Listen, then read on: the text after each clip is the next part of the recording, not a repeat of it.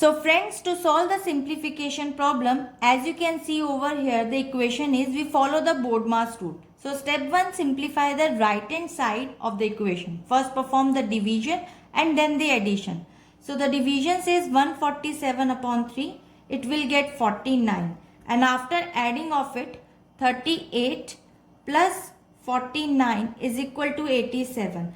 Now the equation is look like this. 30% of x, you can take the missing number as a x equals to 87. Now the solve for the unknown number for x. We can rewrite the percentage as a fraction or a decimal to isolate x. 30 upon 100 multiply by x equals to 87. Now 30 0 cut it down and 0.3 multiply by x equals to 87. Now to find the value of x, divided by 87 by 0.3.